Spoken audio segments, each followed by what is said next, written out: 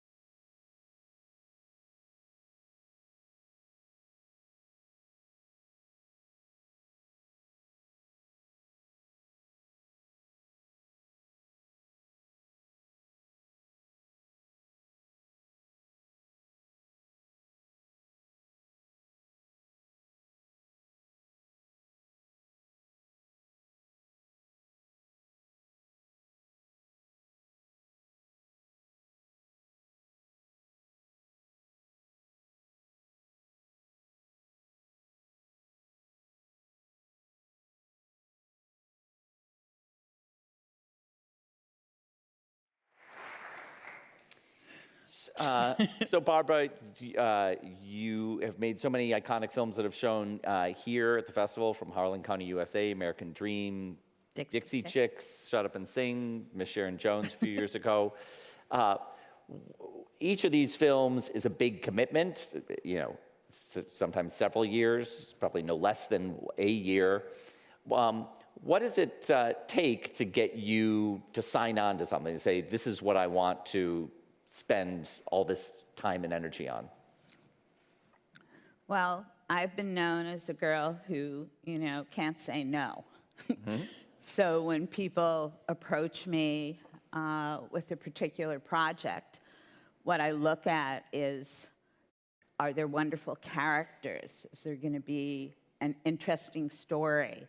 I really love things that challenge me, that are difficult to do, and I have to really figure out ways of which to make them work. And once I jump into a film, I've never been happier. I mean, I'm just totally lost in it and really want to do it and get connected to the people, and it's almost like I have single vision. So it's something that I just love and cherish. So when the project of Desert One came to you, what were the factors about it that made you want to jump in? Well, I had done many films about military, starting out with a collective known as Winter Soldier, Vietnam Veterans Against the War, giving testimony. Going back to the early 1970s. Yeah, yeah, you would have to say that. Well, it's a fact. They can Google it. Yes, going back there. Anyway, and that was an incredible experience of being with veterans who had just come out of Vietnam and were telling the stories that were so painful to them of what they had gone through. And we were a collective. We lived in a place called Alamuchee, New Jersey for the editing of the film. And everybody had chores, and sometimes veterans who were just coming out of the war would come and stay with us and look at footage. And I remember, you'd wake them up in the morning, and they'd still think that they had their weapons. So it was pretty extraordinary. I also did a film called Shelter, which was about homeless veterans just recently, and a really dear friend of mine named David Morris, who's a singer, and he also sang in Harlan County, was part of it, and he had been a homeless vet, and I just lost him. He died 2 years ago, so it was pretty memorable and happy for me to get him on film. And so when Desert One came along, it seemed like I get to go into this world of men. And, I like going into a world of men. I find you very fascinating. I don't have a gun. Whether you have one or not, you're a man, right? And so it was just something that I really wanted to explore. I mean, here were these guys from Delta Force who are trained and are tough and are strong and keep everything inside. And I really wanted to interview them and talk to them and let the emotions come out, let the feelings come out. I mean, it's been almost 40 years since this mission has happened. And so for me, it was extraordinary. Also, it was a secret mission. So there was no footage. So that presented the challenge. Okay, how am I going to do this? There's not even a still photo, nothing. Right. And so we had a wonderful Iranian animator who would start working in pencil, and we'd have long conversations, and our producers were the ones who technically would have to know, is this the right plane? Is this what a C-130 looks like? How did the helicopter hit the wing? How did the things explode? What were the weapons used? And so it was a very wonderful team effort during the animation. So I'm going to share something that Barbara and I went through this summer. When I watched the film, this event in 1980 was very memorable to me because I was about 12 years old. And so when I wrote the first draft of a program note for it, I wrote it was kind of assuming that people knew the broad outlines of what happened in the story. And Barbara shared it with Barbara, and she said, I think that there's a whole young generation that doesn't know the broad outlines of the story, and you've kind of given a lot away in this program note. So I took that on board, and I read the program note. So I just want to say, for the context of this conversation, some of you may know the broad outlines of the story. I'll just say there is a great tragedy at the center of this story for people who don't know this story. But even if you think you do know this story, as I did, there is so much more detail and so much more you've uncovered, including these never before heard recordings that we got a little taste of in that opening. But because it is there is such a tragedy at the center of it, the people that you're talking to who were involved, who were witnesses to it, it's not something that can be that pleasant for them to talk about or revisit. There's a lot of shame. Even last night on stage, they expressed shame and mortification over what happened. And so I want to hear what it took for you to draw stories out from people when you're asking them about really the worst thing that happened in their lives. Well, I mean, I love doing cinema verite, but I also love interviewing people. And I try to really go deep with people, no matter who they are. For example, one of the people I was able to film was President Jimmy Carter. And it took me 3 months to be able to get 19 minutes and 47 seconds with Jimmy Carter.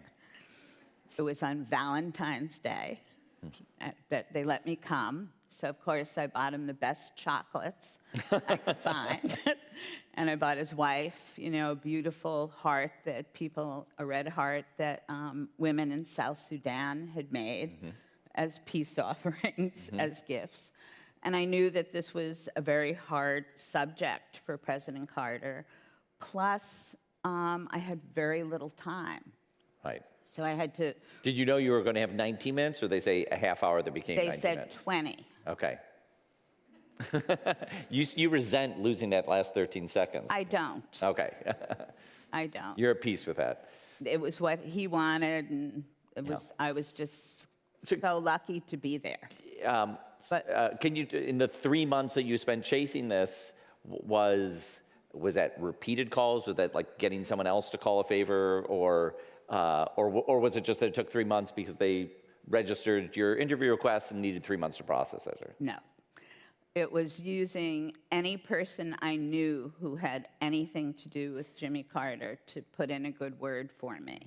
A friend of mine named Bernie Aronson was the speechwriter for Vice President Mondale, who I also filmed, and he was also part of my film Harlan County, USA.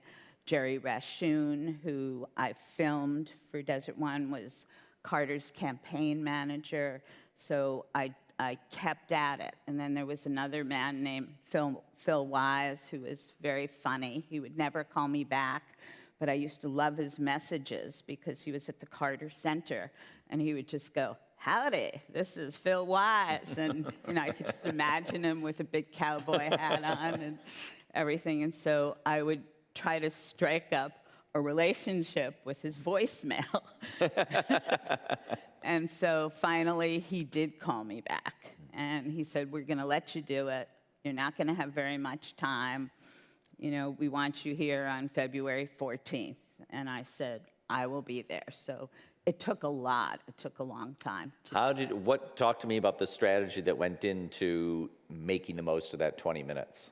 Well, I really looked at, what we had done so far in the film and tried to figure out, what do I want to know from him?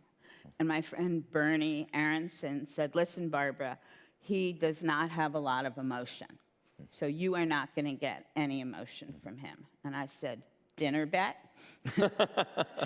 So Bernie said, "Dinner bet." So I went in, and when he was a little, pulled back, I would really try to talk to him and just say to him, "Come on, this is one of the biggest tragedies that you've ever had in your life. It must have really permeated and penetrated you." And he finally broke down, and he said something. He said, "I thought the only time I would ever be heartbroken was when my father died when I was a young man."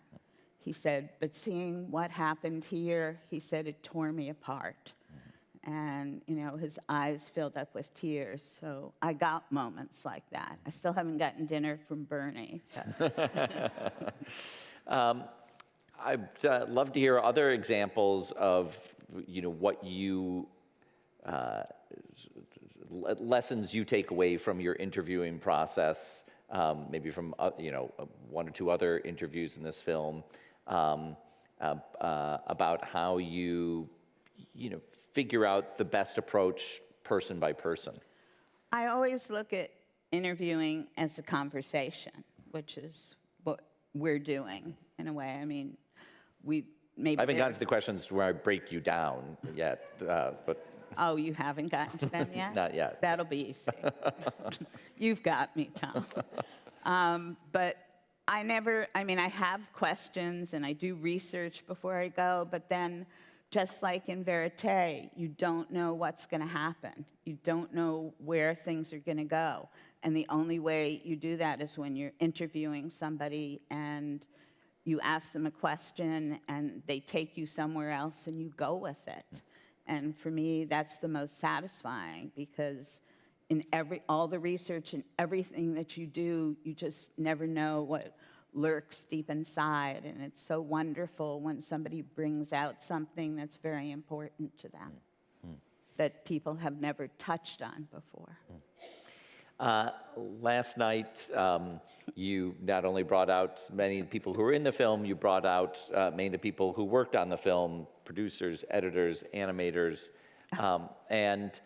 which I know from showing many of your films before it's something that you take a lot of pride in, is making sure that everyone who's in the room who worked on that film is represented and recognized for their work.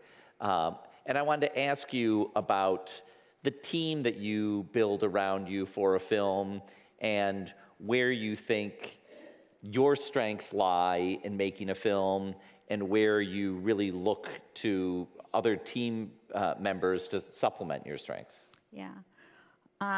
Well, when I first started in film, I had really good mentors. I worked with Albert and David Maisels.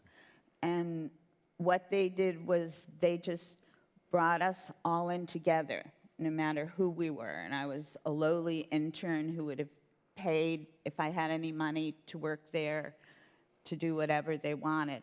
And we would look at material together, and they allowed everybody to have a voice. And I thought that that was so incredible, that that's what I've done my entire career. Whenever we're looking at a rough cut or a fine cut, I make sure who's ever in the house, if they want to come in and look at it, it's okay. And what's particularly wonderful for me is if it's like a new person and they haven't heard any of the sound and they don't know what it's about, because I just learn so much from what they have to say. I mean, I may not go along with it, but I really love that. And so that's how I was taught early on, to really see what other people thought and felt. And I liked that very kind of cooperative situation. And let me ask the other part of that question about where you feel your own strengths lie. My own strengths. As in making films. Well, when I also first started, I didn't want anyone to ever tell me that I couldn't do something or that something couldn't be done. So I started very early, and I learned editing, assistant editing, and the editor would go out and he'd say, okay, see this 20-minute piece, I want this down to 10 minutes by the time I get back from lunch. And so I would do that. And then I would do sound on all my films, and so I wouldn't miss anything. So I just tried to do it all. I did camera, I did everything, because I just wanted to be on top of what was being done and not have someone say, you can't do something like this. And if I feel like I can't do something, I struggle to find ways that I can. You talked about your love for observational filmmaking, which comes through in a film like Miss Sharon Jones and goes all the way back to Harlan County. And it strikes me that that's a different way of putting together a story than the kind of film like Desert One, where you're taking kind of static interviews and combining it with archival footage, and the story is largely taken place. You know what the shape of the story is. When you're following Sharon Jones, you're going on a journey, watching it unfold in front of you. But I wonder what you see as when you move between doing something observational versus something that's more historical like this, if you feel differences, notice differences. Well, I mean, of course there are differences, but I think in doing Desert One, these were all reflections and moments. And by using material like the audio material that we found of, President Carter finding out what was happening in the secret mission, and also the guys all telling their stories, what I wanted you to feel as a viewer is that you were there and you were seeing it unfold as they were talking about it and telling you, and then we would use the animation or we would use photos, so you were experiencing it as they would, which comes a lot from Verite. Mm-hmm. I'd love to hear more about the search for archival and how that shaped your editing process. Well, we had a really great team that was doing archival, and even the assistant editors learned how to do archival and put segments together, and one of our producers, Eric Foreman, found incredible things, and it was as if going into work, it was a treasure chest. I mean, one day you would go in and we'd say, okay, how are we gonna possibly explain, what that period was like and what the time was like? And somebody would find something, and then we would start to find a whole litany of materials, and sometimes a photo can speak as much as a video, but I think we found some very, very unique and telling material. But it was like Christmas. It was like opening a package and, wow, look at this. And also we worked, part of the film is from Iran, and so we found... Yes, I wanted to ask about that because you this has to do with archival. Okay. Okay, which is... we found somebody in Iran who just had in their home boxes of archival material. And so for a certain amount of money, they said, if you can get it to us, we will send you all this material. And so it was marvelous stuff that hadn't been seen before. You also have incredible interviews conducted in Iran of people who are on the Iranian side of this story. You weren't able to travel there yourself to do those interviews, so can you talk about how you worked with the crew there? Yeah, we worked with two women, Galare and Kati, who are actually here. They came all the way from Iran talking about, everybody being here. I mean, everybody who even worked a week on this project came last night. So it was pretty fantastic. And we would have just long conversations with them. I had to get vetted by the Revolutionary Guard to be able to do it. And I don't know what they did to vet me, but I passed. And so we were given, a selection of different characters, and we just had conversations. We sent them questions, and we told them, you don't need to use those questions. It's just a basis, and if it's going somewhere else. And I think one of the highlights that we got was we found a young man who was 11 years old when his bus was stopped, and he had to get out, and just talking about his reflections of what it was like to feel the fear of not knowing what was going on. He wound up being accidental witness to the secret mission, Yes. which is unbelievable. at I mean, 11. that was definitely something that I never knew happened, as in my understanding of this story. Right. Yeah. But the great thing that was so childlike and so innocent and something we would have never guessed is that he couldn't wait to get back to school to tell his friends all about his experience. And it's been with him his whole life as one of the high points of his whole life of experiencing this. Yeah. I want to give the chance to open this up to audience questions. You don't have to have seen Desert One. We can talk about other aspects of Barbara's career. If we can bring the lights up, we've got some microphones, so if you have a question, raise your hand and we can bring it to you. And they can also talk about their own work, too. You can ask questions about your own work. Yeah, or what you're doing. Well, thanks for speaking. You mentioned anybody that's in the house comes and comments. Can you talk about your work environment? What house? What's that situation like, the place that you're working to put the film together or a film together? Oh, you mean what's my little company like? Yeah. Is that what you want? It's wonderful. I have a couple of producers, and we're all working sort of on different projects sometimes. And She's one of the last New York filmmakers still in Manhattan, hasn't migrated to Brooklyn yet. right, yes, but I probably should. And we have people I love working with who have worked with me for maybe 10 or 15 years.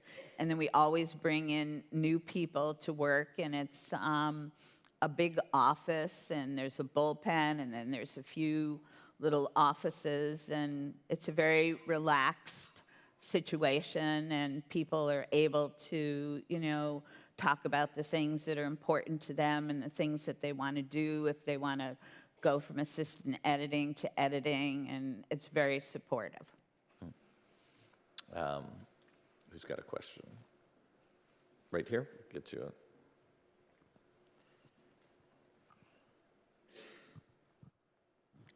Thank you so much for being here. Post-Vietnam War, being a soldier wasn't a glorifying status, and there was a certain shame attached with that. And since then, the military complex have done, I don't want to quote-unquote, great job to make military romantic again, bring that status back that now military get to board in the plane first. They are the most able bodies most of the time. And then they get to board first. And then this is part of a recruiting strategy in some manner. And there has been many number of movies that try to bring the experience of the soldier who have been dealing with PTSD, with trauma, with all of that.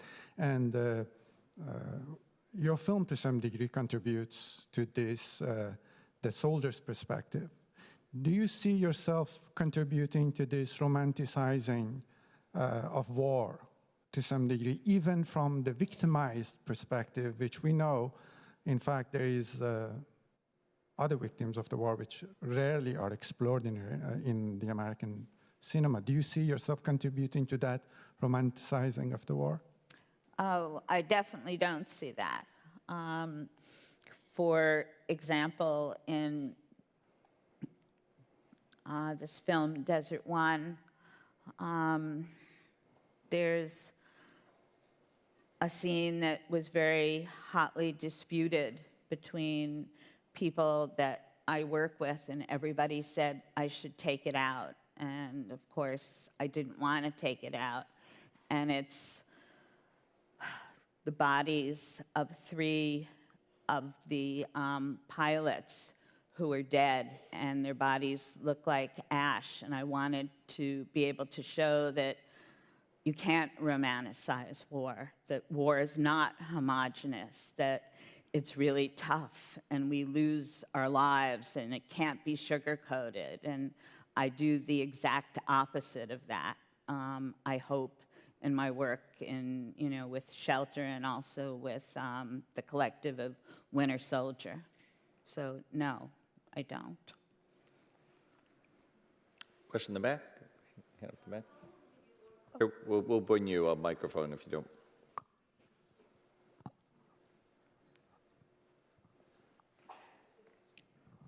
Sorry, how long did you work on this film? And if you can share the budget of your film. Thanks. The budget wasn't much, but I can't really share it. And I worked for over 2 years on this film. Can you talk about the larger structure? This was a project out of History Films, the network, am I right? Yes. So they were paying for the whole thing. Right, Yeah. but it wasn't a huge budget. Yes, right. But right. we did have financing.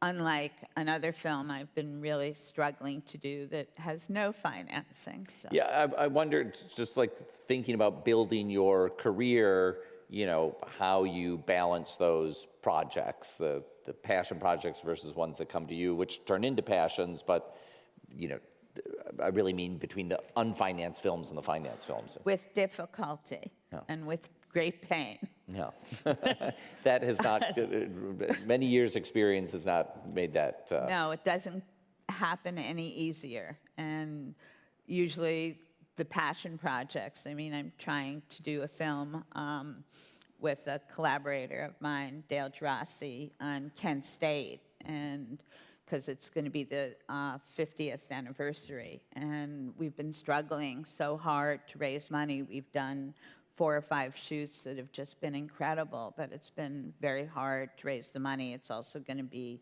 about Kent State today in a contemporary way. So it's never easy, and it's always painful, but somehow you manage to do it, I hope. All right, over here we got a microphone. Good one? Yeah. So it's so amazing to be able to ask you a question. But anyway, you was talking about your own work, and I was curious when you're talking about interviewing Jimmy Carter, and in 19 minutes you got him to cry.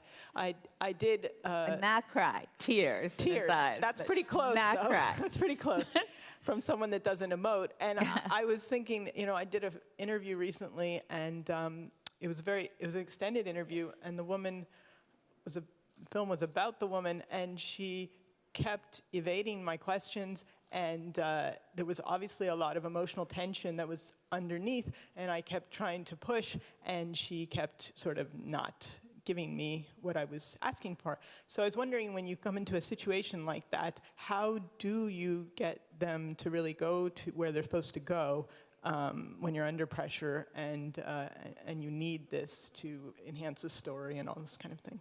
I think each situation is different. I mean, maybe the woman that you were filming, it said enough that she was evading the question, and that you could have let it sort of lay on that. So your voice could have been in there asking her about something that you knew was very important to her, and just watch and look at her face, and that might have said a lot, rather than, you know, pushing her, or even saying, is this something that's really hard for you to talk about?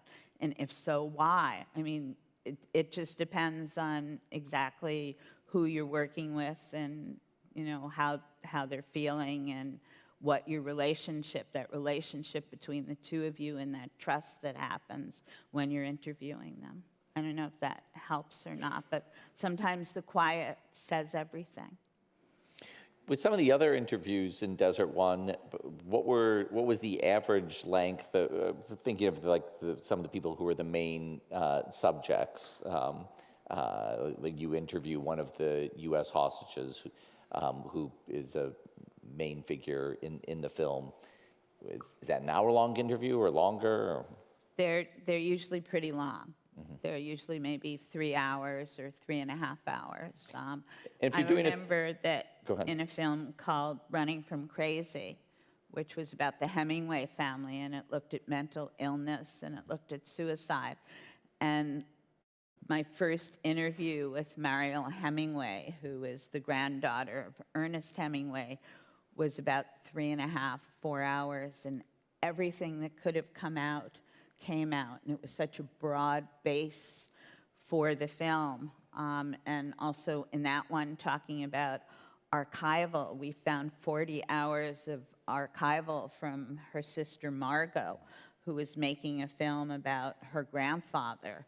And the riches just came in, so it just depends on the people, but it's usually a long time. If you're doing a 3-hour interview, is that just you locked in for 3 hours, no bathroom breaks, no... There's always bathroom breaks. Okay. There's always whatever they want. Okay. It's never locked in. Okay. It's a conversation. It's casual. I mean, if I had to go to the bathroom now, that would be okay. Well, just hold it for 8 minutes. All right. Who's got a question? In the back.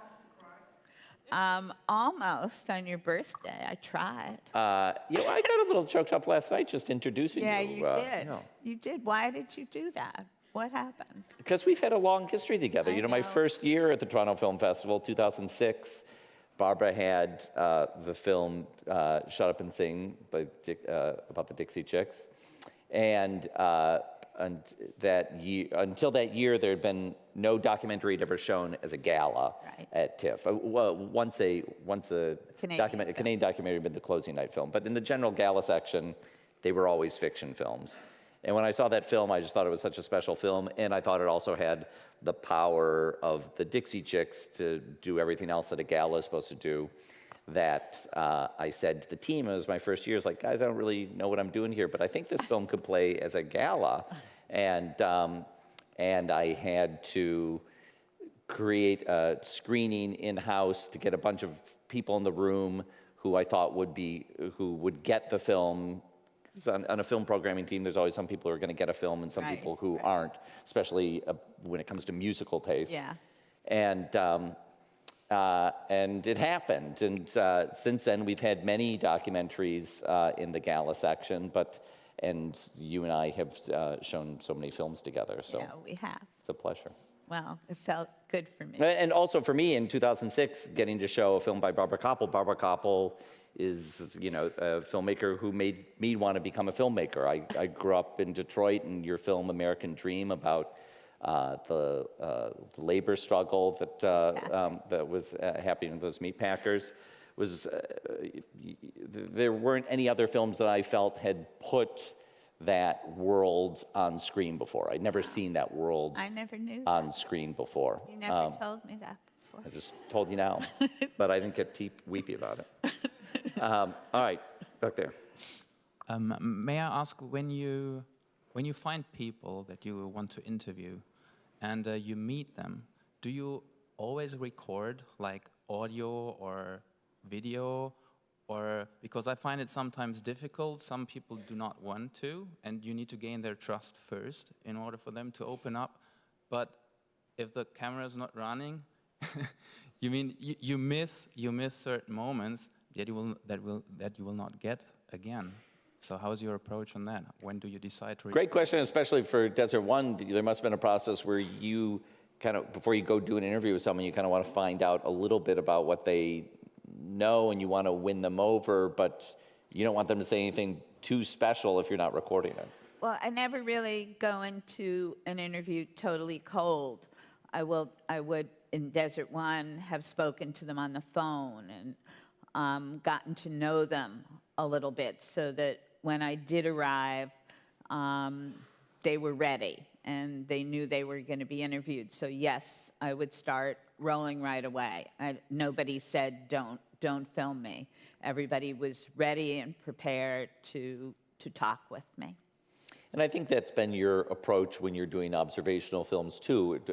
With Sharon Jones, I think you told me that one of the first times you met her, you were filming with her. Am I right, more or less? Oh yeah, the very first time, I mean, even before I really got to know her, she was having one of the most intimate moments of her life, which is she found out that she had cancer, and she was having her hair shaved.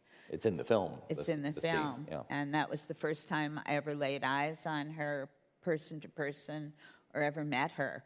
But in those kind of verite scenes, people are so wrapped up in what's happening to them that they're not really concentrating that there's a camera or a crew there. But for me, it just linked me so much to her because it was so intimate and so personal and so private.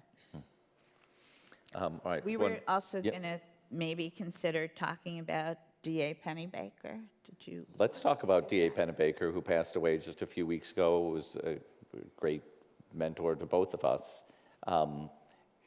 Can you share what D.A. Pennebaker meant to you? I can, yes. When I was doing Harlan County, I just felt nobody believed in me. And people would say, why does a little girl like you want to do a film like this? And I had a rough cut.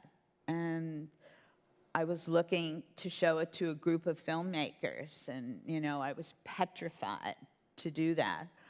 And D.A. Pennebaker just opened up his office and said, Barbara, come in and show the film. And he invited all these people that I just adored, like, Charlotte Swearin and Susan Steinberg and all these amazing editors and filmmakers, and Chris Hedgemus, his absolutely wonderful partner, lifelong partner and wife.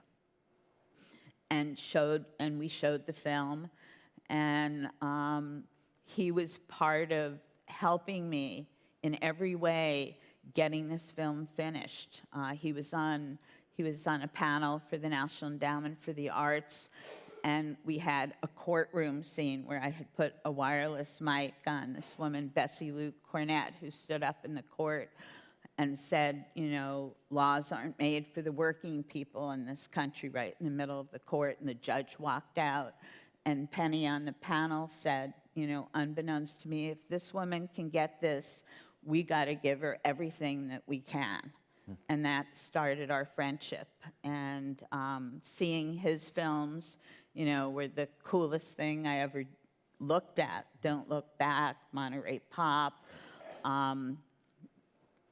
And he just meant the world to me. At the New York Film Festival, when Harlan County showed, he was the moderator there. And Richard Roud headed up the festival, and I did it very differently than most films get shown at the New York Film Festival, because the miners and their wives were there. And I had Hazel Dickens, who did the music, and I said to Penny, okay, this is what I'm going to do. So I'm going to do a song sheet of the last song and have everybody in the audience sing it and put it in their programs and things like that. And so he agreed to let me do that.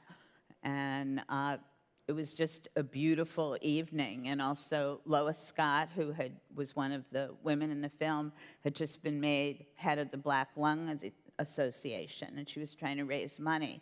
And there we were in Alice Tully Hall, the world premiere of my very first film, and she's asking for money. And so people are throwing $5 and $10 bills on the stage, and I'm in the corner laughing. And she didn't realize she was mic'd, and she said, Barbara, you stop that laughing, pick up that money, put it in your bra because we need it. And Penny went along with all of it. And Richard Roud's only comment is, next year, Barbara, you'll have to do this in roller skates. And I said, great, I'd love to. And Penny and Chris always came to every single one of my films up until the end, and we'd have long conversations about life and, film and everything in between. And was wonderful and curious, and I just feel so honored that I had such a wonderful, supportive presence in my life. So. Well, thank you for sharing that. I have to disclose that in the lead up to this conversation, Barbara had asked me, what questions are you going to ask? And I sent her some questions, and the last question was, I'd like to ask you about D.A. Pennebaker. And she said, no, please don't ask that. I'm not ready. And so I wasn't going to ask that question. But what you just saw is Barbara ask herself the toughest question of this interview. That sums it up.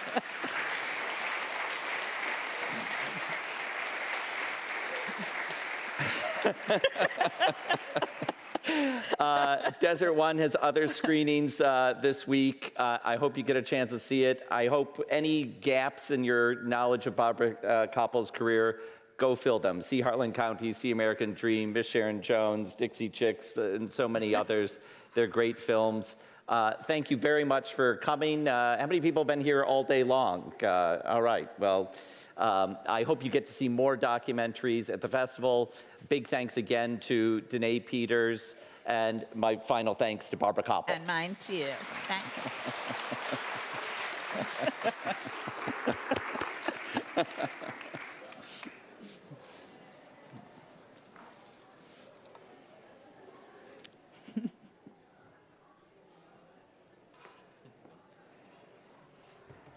Thank you so much for joining us all today. We will now have a happy hour out in the lounge for 1 hour. Thank you again for being here.